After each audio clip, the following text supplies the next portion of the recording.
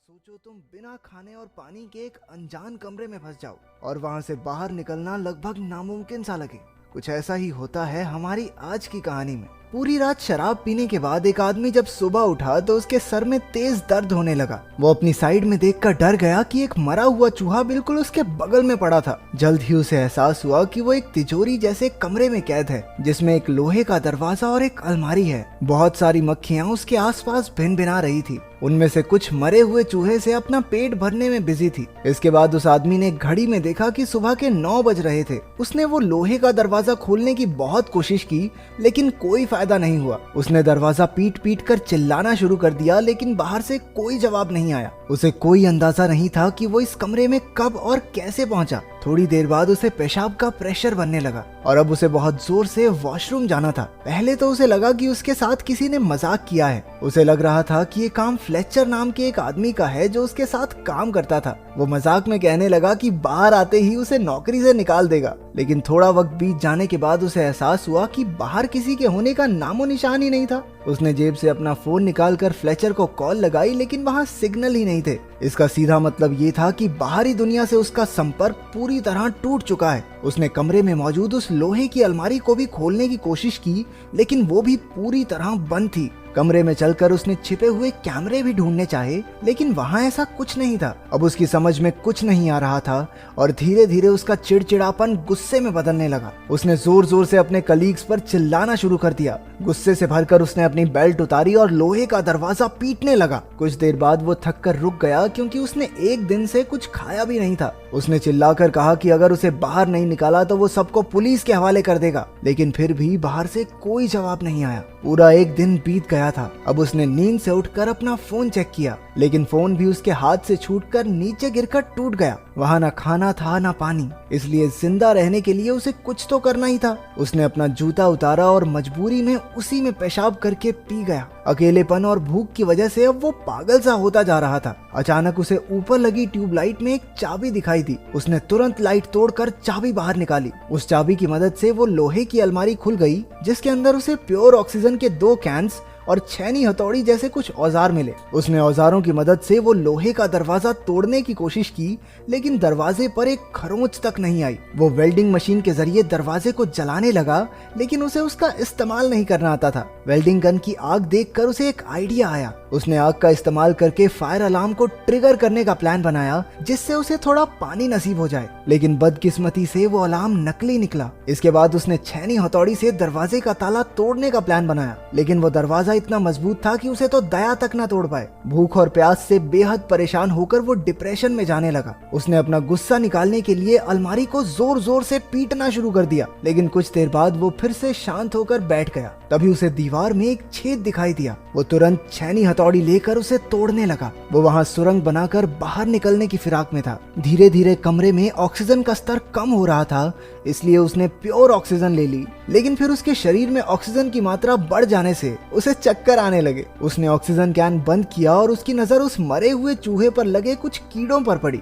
अब जिंदा रहने के लिए उसे बियर ग्रिल्स बन के वो कीड़े मकोड़े भी खाने पड़े। पेट पूजा के बाद उसने सुरंग बनाने का काम जारी रखा। काफी मेहनत के बाद उसने वो छेद बड़ा कर दिया और उसे दीवार के अंदर मौजूद लोहे के सरिये दिखाई देने लगे। उसने वेल्डिंग गन की मदद से वो सरिये काटे और दीवार को तोड़ना जारी रखा। कुछ ही देर में वहां से रोशनी आने लगी जिसे देखकर वो खुशी से झूम उठा। अब छेद इतना बड़ा हो चुका था कि वो उससे बाहर निकल जाए लेकिन जैसे ही वो उस दीवार के उस पार गया उसके पैरों तले जमीन खिसक गई। वो बाहर की दुनिया में नहीं बल्कि वैसे ही एक और कमरे में आ चुका था। उसकी सारी मेहनत बर्बाद हो गई थी। वो निराश होकर पागलों की तरह लोहे का दरवाजा पीटने लगा। थोड़ी देर बाद शांत होकर उसने इधर उधर नजर दौड़ाई। कमरे के एक कोने में एक लाल रंग का ताबूत रखा था। उसने ध्यान से ताबूत का ढक्कन हटाया और उसके अंदर एक सुंदर सी लड़की को देखकर उसकी आंखें खुली की खुली रह गई। वो मरी हुई तो नहीं लग रही थी तो शायद गहरी नींद में सो रही होगी। जब उस आदमी ने लड़की को जगाया तो वो बुरी तरह से डर जाती है। जब उसने उससे बात करने की कोशिश की तो पता चला कि वो एक दूसरे की भाषा नहीं समझते थे। वो लड़की डर कर उसी के पुराने कमरे में जाकर छिप गई। उस आदमी में उसे कुछ भी समझा पाने की ताकत बची ही नहीं थी इसलिए उसने ताबूत में ही सोकर रात गुजारने का फैसला किया। लेकिन बीच रात में ही डरी हुई लड़की ने आकर उसे जगा दिया। उसने आदमी को सुरंग का काम काम जारी रखने का इशारा किया, लेकिन भूख प्यास की वजह से कुछ भी करना उसके लिए नामुमकिन था। इतने दिन काम करते करते उसके हाथों पर भी चोट आ गई थी और उसे अब आराम की सख्त जरूरत थी। उस लड़की ने खुद ही औजार उठाकर सुरंग खोदनी शुरू कर दी, लेकिन ये इतना भी आसान नहीं था। थोड़ी देर बाद उसे पेशाब आ गया और वो दूसरे कमरे की ओर भागी, लेकिन आदमी ने उसे वहीं रोक लिया। वो इशारा करके उसे कुछ समझाने लगा। असल में उसने 3 दिन से पानी नहीं पिया था और उस लड़की का पेशाब उसके लिए बेशकीमती था। थोड़ा हिचकिचाते हुए लड़की ने उसकी बात मानकर उसके जूते में पेशाब कर ही दिया। अपनी जान बचाने के लिए उसे ये वाहियात काम भी करना ही पड़ा। हालांकि वो लड़की उसकी भाषा नहीं समझती थी, लेकिन आदमी को देखकर वो ये समझ चुकी थी कि यहाँ जिंदा रहने के लिए क्या करना होगा। फिर आदमी उसे कीड़े खाने भी सिखाने लगा, लेकिन वो कीड़े खाने से साफ मना कर देती है। इसके बाद आदमी उस कमरे की दीवार पर छेद करने के काम में लग गया, लेकिन काफी वक्त लगे रहने के बाद भी वो छोटा सा ही छेद कर पाया। इसे देखकर वो लड़की निराश होकर रोने लगी।